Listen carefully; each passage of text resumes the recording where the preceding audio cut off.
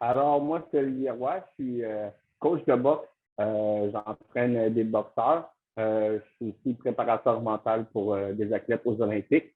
Aussi, je travaillais dans le domaine de sport motorisé.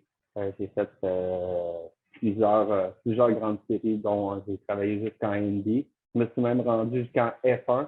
Alors, je suis tombé en amour avec la boxe.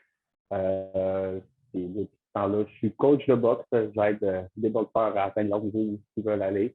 Puis j'aide la Fédération de boxe haïtienne à développer un nouveau programme pour les athlètes haïtiens. Par curiosité, comment tu as entendu parler de la PCN? La première fois que tu en as entendu parler, c'est venu de où? Moi, c'est un ami qui m'a appelé que j'avais étudié la PNL avec lui. Dans le temps, j'étais post-traumatique. Alors, j'ai travaillé dans des zones où c'était pas la paix. Alors, j'avais des problèmes de post-traumatique. Alors, j'ai décidé de me soigner. Alors, j'avais étudié la PNL, j'ai étudié la neuroscience, mais vraiment la neuroscience, c'est à savoir comment que la molécule, quelle électricité a fait, pas appliquer, mais vraiment qu'est-ce que c'était, parce que je veux savoir comment améliorer les performances des athlètes. J'ai essayé de comprendre. Puis c'est un ami qui m'a appelé, qui m'a dit Hey, il y a un cours de PCM, ça te tente? Puis j'ai dit bon, on va l'essayer. Au pire, ça va être plate, mais non, ça n'a pas été plate. Puis j'adorais ça. J'ai fait mon premier cours de PCM, c'était une fin de semaine. Je pense que c'était la dernière fin de semaine qu'il donnait avant avant le confinement. Puis tout de suite après, j'ai embarqué dans l'autre formation qui suivait le deuxième niveau parce que je trouvais que c'était un plus-value à tout ce que j'avais appris. Puis c'était plus ça me donnait de meilleures clés pour déverrouiller les portes, là, avoir accès aux étages. Alors, c'était plus facile de communiquer avec ces gens. Puis j'ai vu l'impact que ça pouvait avoir dans mon coaching puis dans ma vie personnelle. Pendant la formation, le soir même, j'ai vu une différence. Comment communiquer avec ma conjointe. Ma conjointe est empathique. Tu vois, je suis rebelle. Fait qu'elle voulait me faire plaisir, puis elle me demandait ce que je voulais manger.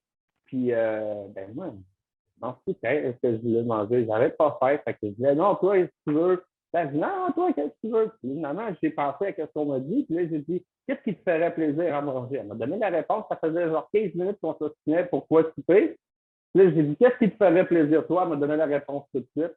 Fait que j'ai pas perdu 15 minutes de mon temps. Maintenant, ça va plus vite.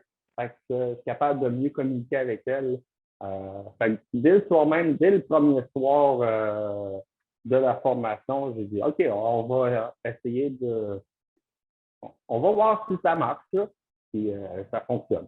Ben, au travail, moi, je m'en sers de la TCN, je m'en sers de la bonne façon puis de la mauvaise façon. On va dire, ben, c'est pas la mauvaise façon, mais moi, en tant que coach de boxe, j'essaie de déceler les failles de mes adversaires. Mais c'est pas moi qui se bats, mais c'est mes athlètes. Alors, comme ça, je suis capable de voir les failles des adversaires. Est-ce qu'ils vont être difficiles à faire des erreurs? Est-ce qu'ils vont vouloir faire trop? Est-ce qu'ils vont être en crise? Comment ils sont? C'est quoi leur programme syndrome de stress? Alors là, je suis capable d'aller appuyer pour avoir de meilleures performances pour mon athlète. Je suis capable de guider mon athlète pour lui donner de meilleures performances. Puis aussi, connaître mon athlète, comment il va travailler, à quoi il va penser, de la façon qu'il va penser. C'est sûr que la formation peut être effrayante parce que c'est un petit montant quand même. Mais ça vaut la peine. Regarde, d'apprendre à se connaître, ça vaut moins cher que payer des thérapeutes.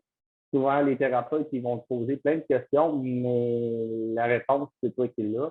Moi, je suis un thérapeute, puis je pose des questions, mais la seule chose que je fais, je te dis exactement la chose que tu vas entendre. Je fais juste le différencier. Fait que la meilleure personne qui va se comprendre, c'est toi-même, mais en sachant c'est quoi tes étages, où tu te situes, c'est plus facile de savoir tes émotions. Avec la PCN, puis tu vas comprendre aussi tes changements chimiques, parce que tu vas comprendre exactement c'est où situé. Tu sais.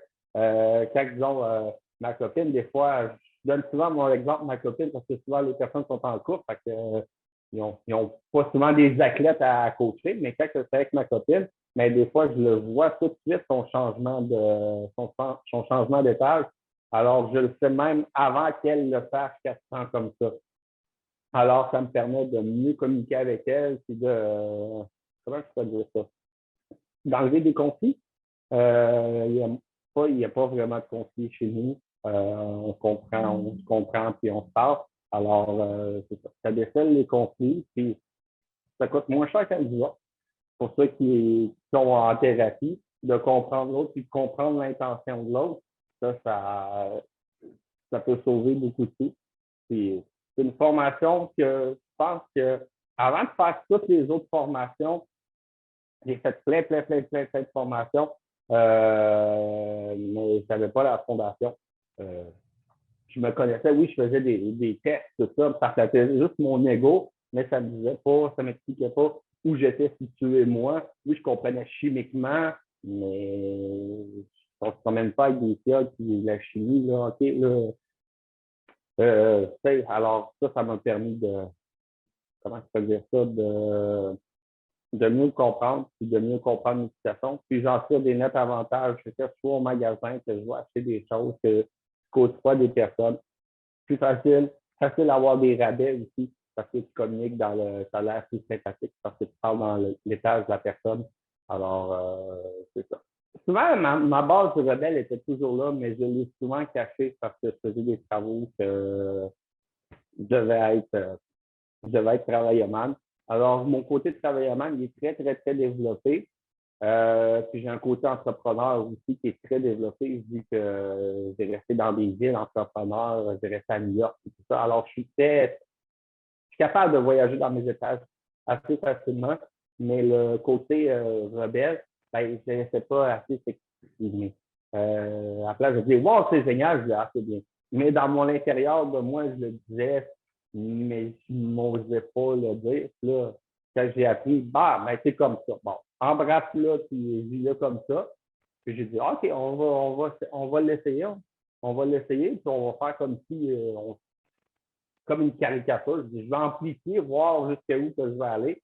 Puis j'ai trouvé mon niveau de confort. Comme ça, je suis plus à l'aise avec mes émotions. Parce que souvent, je cachais mes émotions. Je m'en rendais pas compte. C'était, comment je pourrais dire, euh, c'était comme depuis l'enfance que je cachais mes émotions. Mais je ne disais pas exactement ce que je voulais, ce que je pensais. Alors, je n'étais pas totalement heureux. Ça allait bien, mais je n'étais pas totalement heureux. Fait que ça m'a permis de mieux m'émanciper, de mieux être capable de m'exprimer. Et c'est ça.